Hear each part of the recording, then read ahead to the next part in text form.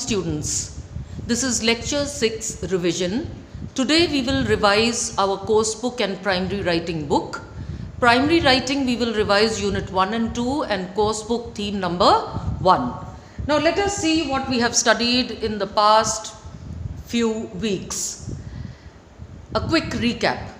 In the mongoose, the Brahman and the mongoose, we had studied head in the clouds, which means a person who does not know what is happening around, he keeps daydreaming and he is lost in his own thoughts. The other terms that we had learnt were dearly, which means fondly or affection, someone about whom we really feel a lot, we like that person a lot or love that person deeply, then we say dearly.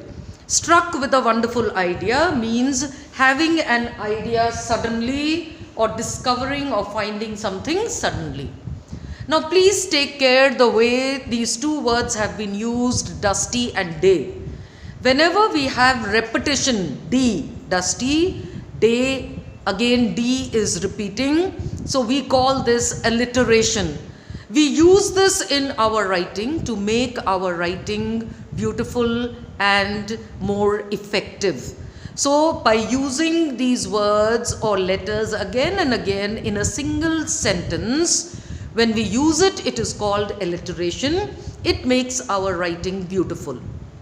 Now the other technique that has been used is, but who knows whether he heard or not. That means when we are writing, we can use questions like that or questions of doubt which make our writing effective. Tongue flicked, it means a short sudden movement. Sidled, it means specially moving sideways, creeping, sneaking without the other person coming to know. Another thing we learned was natural instincts. We should always go with our intuition, our gut feeling, what it is called, or feeling from inside. That means knowing something is right or wrong. It is also called the sixth sense. We all have heard of 5 senses, but this is known as the sixth sense, which tells us that something is right or something is wrong. So we should always listen to our natural instincts. In a trice, it means instantly, quickly, in a flash or in a twinkle. Caught her breath in horror, it means a short quick breath of air. It could be because of pain or because we are astonished or because of astonishment, because of surprise. Fearing the worst, it means expecting something bad to happen. It is a terrible feeling, same as intuition or natural instinct. Here the person comes to know that something bad is going to happen, and it is a very unpleasant feeling, and it is also known as foreboding. That means coming to know about something bad that is going to happen. What exactly we do not know. Wail unconsolably, it means crying, weeping with tears streaming down, and the person cannot be consoled and tears continue to flow. Idioms we had learnt, and we need to learn them and remember the meanings. So go through these idioms and memorize the meanings so that we can use them whenever required for our writing. It rained cats and dogs last night. Now remember, we had learnt earlier that in idioms there is no way by which we can guess the particular meaning of that idiom. It is used in a fixed way and the meaning does not change. So meaning of rained cats and dog means a heavy downpour, a rainstorm or torrent of rain. Head in the clouds, we have already seen, it means daydreaming, a person busy in his or her own thoughts without being in the present, but being in a world of make-believe. Barking up the wrong tree, it means focusing on the wrong place. When you're trying to find something, you're looking up in the wrong place. As right as rain, it means feeling well and happy. Under the weather means feeling ill, unwell or sick. Burn the midnight oil refers to hard work, working late in the night. By the skin of your teeth, by this we mean a narrow escape. Bite off more than you can chew, it means take on more than you can manage. Doing a lot of work or taking on a lot of work together which you cannot manage. Tongue in cheek means joking, not to be taken seriously. Kick the bucket means passing away, dying or crossing over, gone to eternal rest or gone to a better place because we feel that there is no pain or sorrow after death. Keep an eye on, keep watch means being under careful observation. Thin on the ground means rare, infrequent, scarce, sparse, like gold dust, as scarce as hen's teeth. Now what is this? This is a simile. As scarce as little as rough as gigantic as, or when we use the word like gold dust, like a giant, like a stone, then we say that these are similes, like and as, scarce as. So instead of scarce, there could be some other word, but as and as are used in that particular sentence, then it means we are using simile. Simile, similar, same as, like. So remember the meaning like that. We had studied declarative sentences and interrogative sentences. In declarative sentence, they begin with a capital and end with a full stop.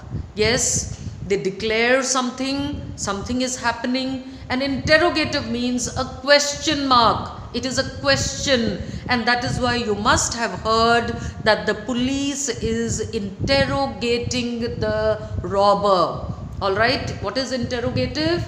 Questioning.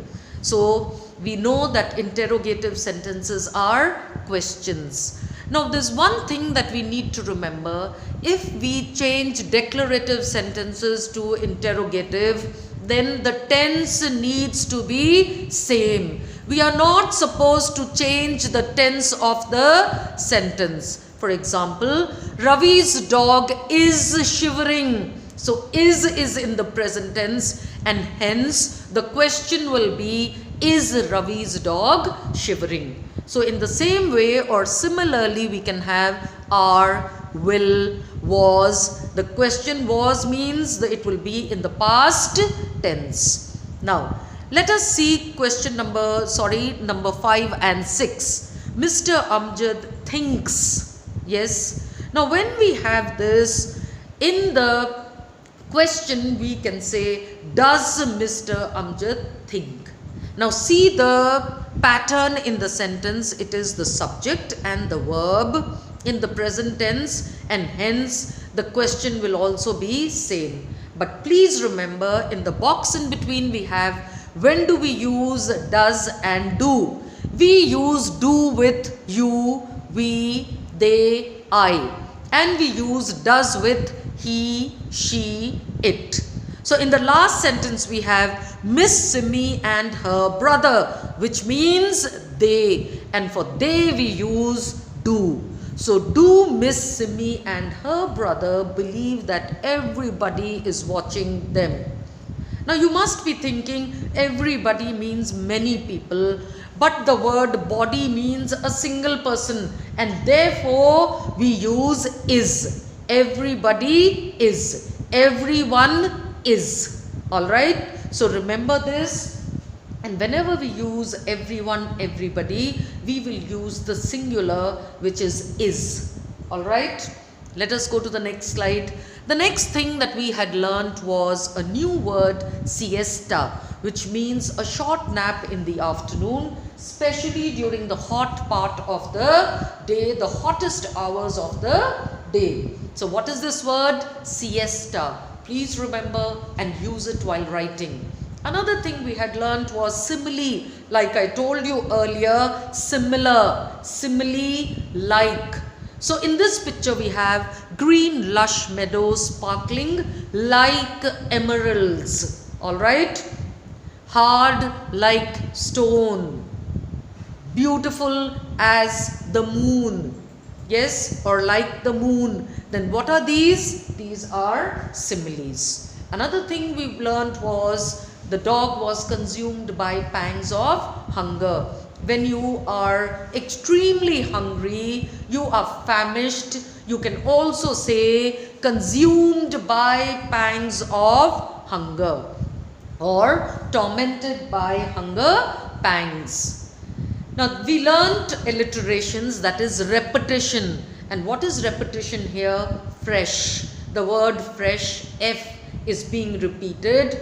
So the ass continued to munch on the fresh smelling, fresh, tender, green grass so freshly laid before him.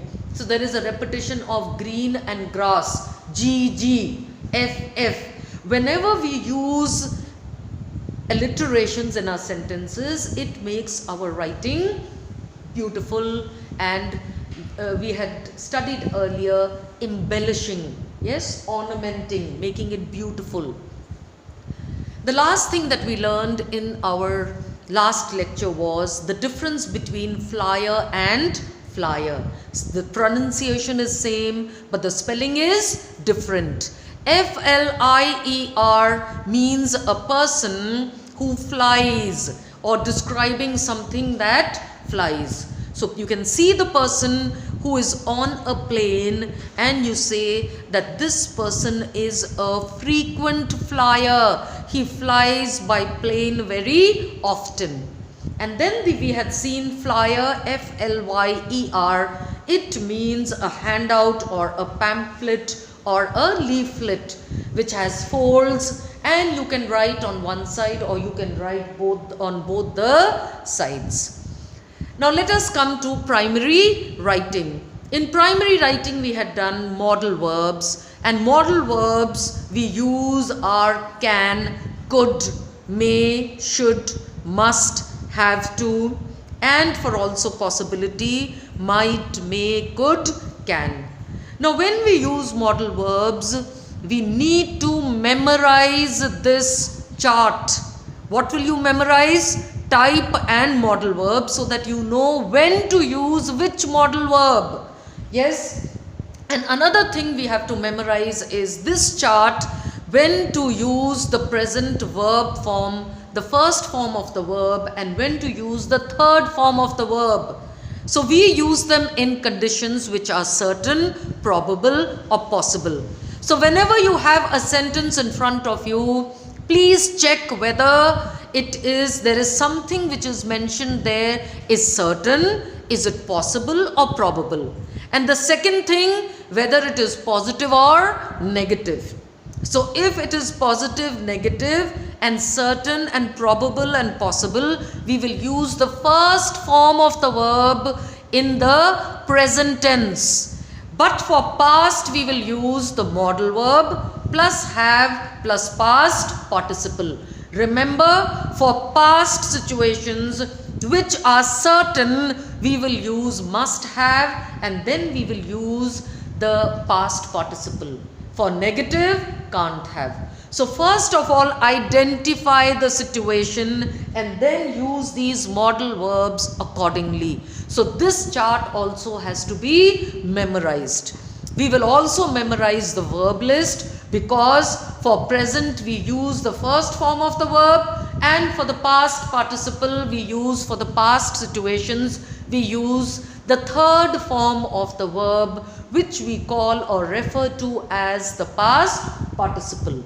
Alright, then we used approximates. Approximates are used for data or statistics for which we do not use the exact number but an approximate. And what are these? Nearly, around, about, roughly, almost. So these are approximates. So we had learned how to use them in our writings. We had also learned that other approximates are just under, just over, practically, nearly, etc.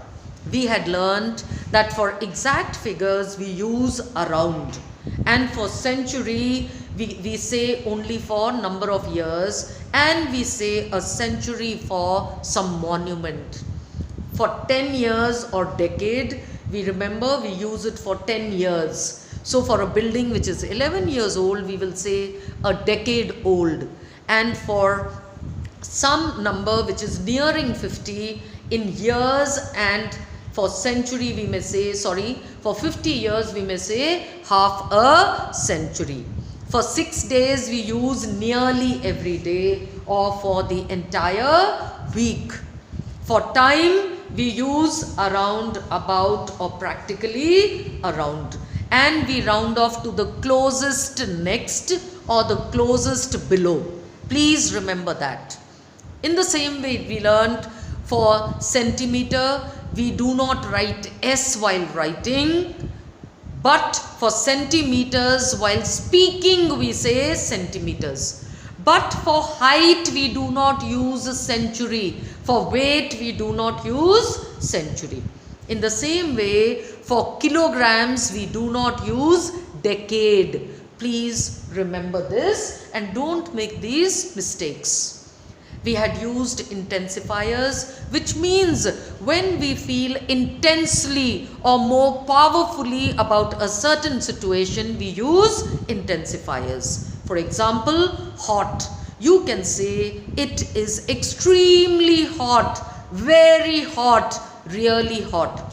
But if you say that it is not very hot, then you may say it is considerably hot, rather hot, quite hot. But for very little, what do we say? Fairly, pretty, somewhat.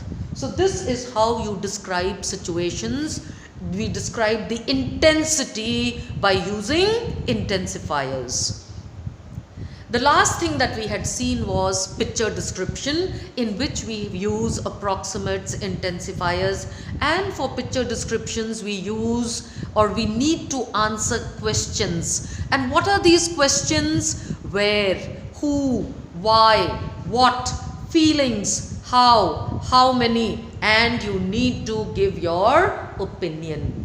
So whenever we have to describe a picture, first of all identify the people or things in that particular picture.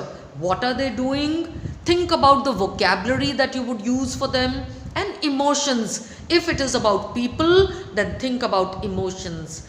Extremely happy, excited, and your opinion. Please remember, whenever we describe any picture, try to use idioms, similes, metaphors whenever you are writing. In the same way, for your opinion, you may use modal verbs. But for anything that you are writing in the past, you need to use modal verb plus have and the past participle. Don't forget to use intensifiers, and this is what we have learned. So this was just a revision lesson for you children. Just go through these, and if you have any doubts on any of these, you may ask me, you can get in touch with me. Now after this, you will be getting your holiday homework. Thank you.